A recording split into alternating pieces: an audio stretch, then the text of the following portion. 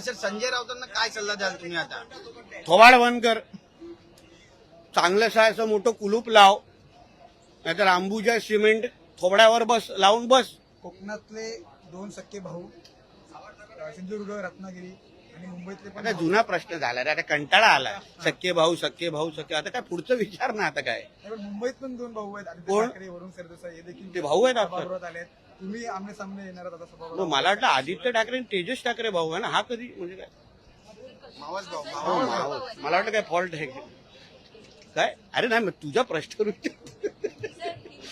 आजकाल सामना वृत्तपत्रामध्ये मालक असलेले उद्धव ठाकरेंची इज्जत काढण्याचं काम राजरोस पद्धतीने सुरू झालेलं आहे. आम्ही ऐकलं आतापर्यंत सामना हा उभाटा सेनेचा मुखपत्र होता, पण उद्धव ठाकरेचीच लायकी आणि इज्जत काढण्याचं काम सामना वृत्तपत्रामधून होत आहे. आज एक बातमी छापून आलेली आहे सामनामध्ये, ज्याच्यामध्ये निर्भया दामिनी पथकांच्या नियमाहून अधिक मोबाईल बंद. आता निर्भया आणि दामिनी पथकासाठी जे हेल्पलाईन नंबर काढलेले तो GR 2022चा, तो GR पण नाही, नोटिफिकेशनची कॉपी पण माझ्याकडे आहे. आता 2022ला मुख्यमंत्री हे उद्धव ठाकरेच होते.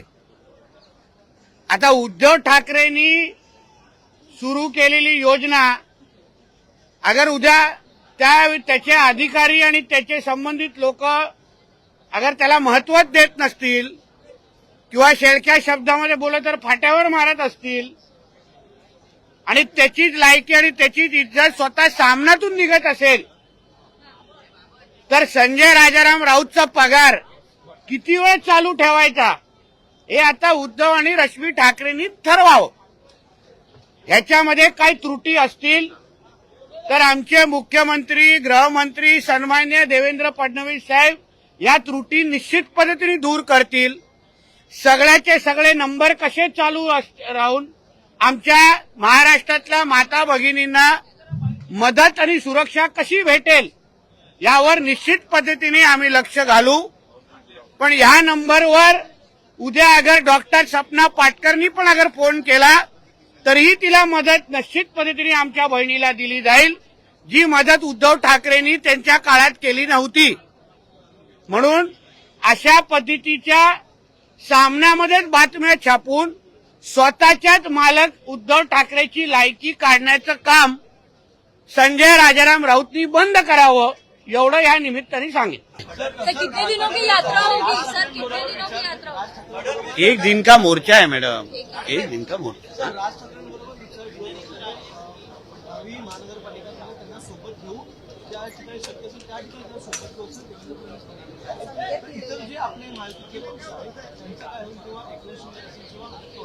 आता देवेंद्र फडणवीस साहेबांनी अगर बोललं असतील तर ते फार विचारपूर्वक आणि जबाबदारीने बोलतात.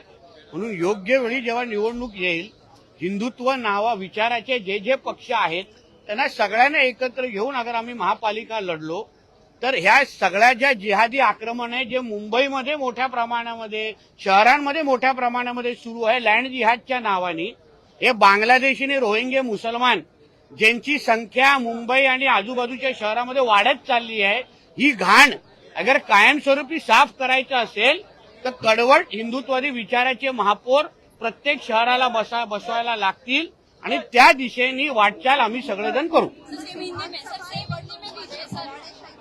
काय काय काय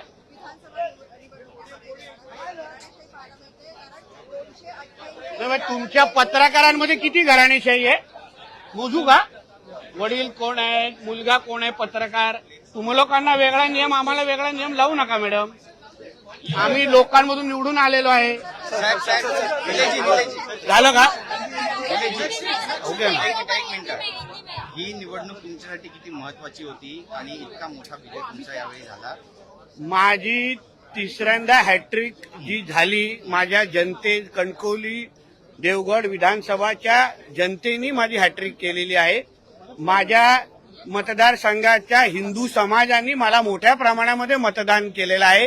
हिंदुत्व आणि विकास या दोन प्रमुख मुद्द्यावर मी माझी निवडणूक लढवली आणि 58,000 वर माझ्या ह्या 58,000 मध्ये कुठलाही मुसलमान मत नाही. मी हक्काने सांगू शकतो. माझ्या हिंदुत्वादी विचाराच्या मतदारसंघ म्हणून माझा मतदारसंघाचा आमदार म्हणून मी निवडून आलेलो आहे आणि विकासाची प्रक्रिया पुढचे 3 वर्ष आज सत्ताधारी आमदार म्हणून पुढचे 3 वर्ष काम करणार आहे आणि अशाच ताकदीने सुरू ठेवणार.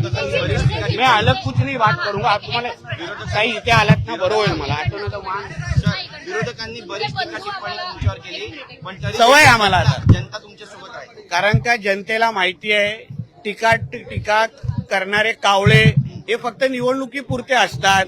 आमच्यासारखे शिवरायांचे मावळे हे 365 आणि 24 तास त्यांच्यासाठी सेवेसाठी हजर असतात. इथे जे तुमचे बंधू आम्हाला भेटले त्यांनी असं सांगितलं की आम्ही काही कोणाचे हिशोब चुकते करायला आलेलो नाही, मात्र जर ऍक्शन आली समोरनं तर आम्ही रिॲक्शन जरूर देणार.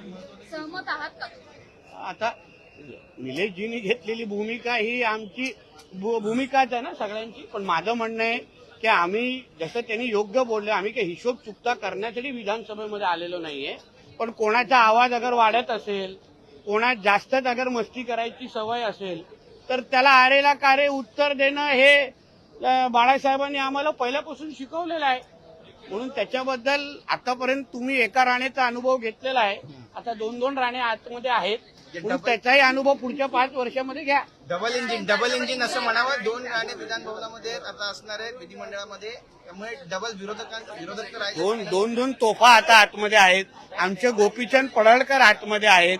म्हणजे लाईनअपच एवढी तगडी आहे ना, समोरच्या वाल्यांना औषधासाठी पळापळ करायला लागेल. शेवटचा प्रश्न, एकनाथ शिंदेंना कॅबिनेटमध्ये दुसऱ्या क्रमांकावर स्थान देण्यात येते अशी चर्चा आहे.